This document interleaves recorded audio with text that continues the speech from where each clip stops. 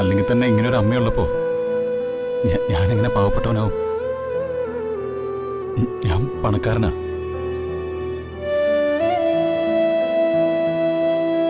എന്നാ ഞാൻ ഇറങ്ങട്ടെ മോനെ.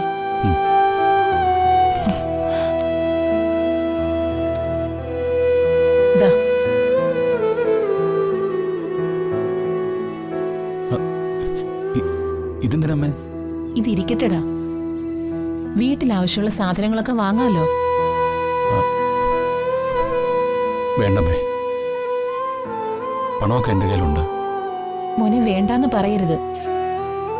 അമ്മ സന്തോഷത്തോടെ തരുന്നതല്ലേ. ഇതുമായിട്ട് മടങ്ങിപ്പോയാ അമ്മയ്ക്ക് സങ്കടമാവും. അമ്മേ, ഞാനത് വാങ്ങിയതായിട്ട് കരുതി അമ്മ പൊക്കോ. വേറൊന്നും കൊണ്ടല്ല, എന്റെ അധ്വാനം കൊണ്ട് കുറച്ചു നാൾ ഞാനൊന്ന് ജീവിക്കട്ടെ.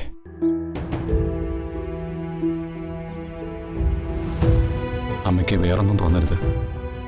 മോളെ. ഇല്ലമ്മേ, ജയന്റെ തീരുമാനം തന്നെയാ എന്റെയും തീരുമാനം. എന്നാ ശരി, മറ്റെന്ത് കാര്യമുണ്ടെങ്കിലും അമ്മ വിളിച്ചറിയിക്കാൻ മടിക്കരുത്. എന്നാ ഞാൻ ഇറങ്ങട്ടെ.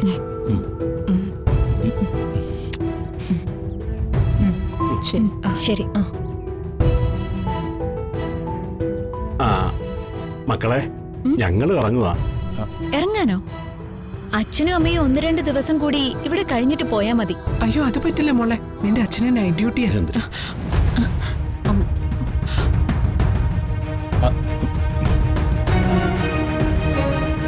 നൈറ്റ് ഡ്യൂട്ടിയോ? എന്ത് ഡ്യൂട്ടി? അത് മോളെ, പിന്നെ ഒരു കൂട്ടുകാരന്റെ കാർ ഒന്ന് നന്നാക്കണമായിരുന്നു. അതിന് രാത്രി ചെല്ലാമെന്ന് പറഞ്ഞിരിക്കുക. അതാ. അതെ അതെ, അതിന് പോയേ പറ്റൂ.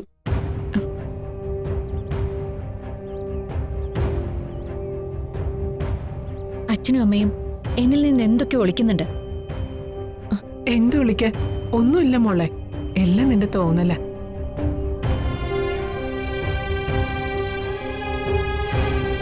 ദേ, ഇന്ന് ഇവിടുത്തെ അടുക്കളയിൽ പാകം ചെയ്യുന്ന ഭക്ഷണം തന്നെ കഴിക്കണമെന്നാ. എന്നാ അതിനുള്ള കാര്യങ്ങളൊക്കെ മോള് നോക്ക്. വരട്ടെ മോനെ. മോളെ, പോകാം.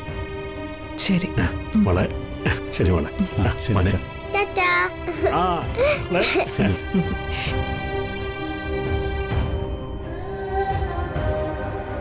ജഗ,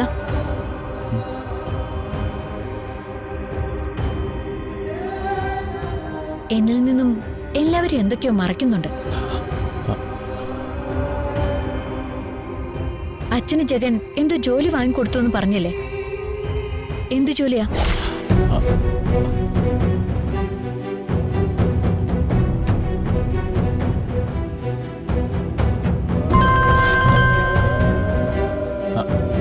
ഹലോ.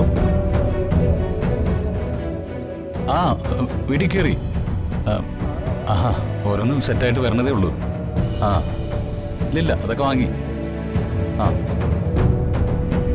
മാനത്തെ കൊട്ടാ